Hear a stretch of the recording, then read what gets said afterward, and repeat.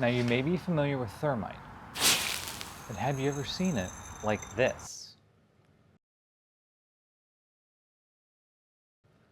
Hi, I'm Johnny. For the past couple months, I've been preparing and brainstorming for this, a series exploring the beauty and creative potential of thermites and other exotic metal powder mixtures.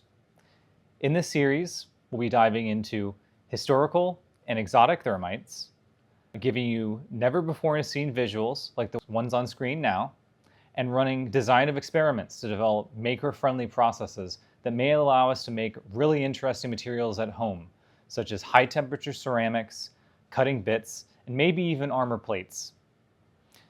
However, today we're going to start slow and set the tone for the series.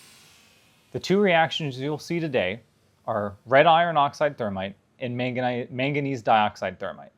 For these tests, I prepared 30 grams worth of each thermite mixture and placed them on a small white ceramic kitchen tile, which I snagged from an agricultural salvage yard, and ignited them with a length of magnesium ribbon. The fine particulate, untamped powder piles react more like flash mixes than the slow gurgling flower pot thermite reactions most people expect.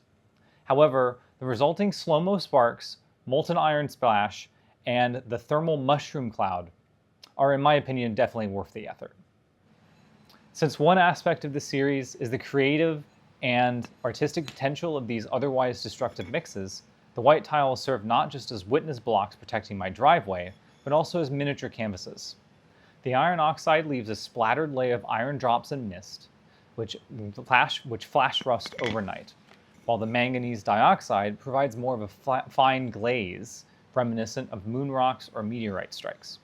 Overall, I'm quite happy with the initial test pieces, and I'll try to keep to this format of testing and visualization consistent as we expand to other mixtures in the series. I'll wrap this episode up here, since I need to get ready for open sauce tomorrow. If you see me, feel free to say hi. But here's some areas we'll definitely be exploring in future episodes. I'll be looking into electrically controlled ignition systems, since the magnesium ribbons can be inconsistent. I'll also be improving my methods for lost PLA casting from microwave glass kilns, attempting to improve the survivability for both the glass and the mold.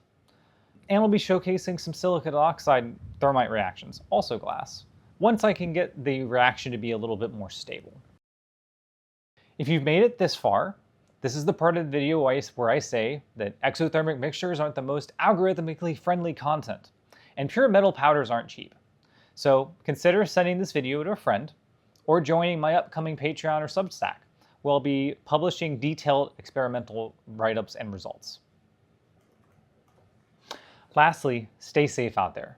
Do not try anything you see without truly understanding the safety and PPE requirements. Metal powders can be toxic and sometimes polyphoric or static sensitive, so safe handling is critical.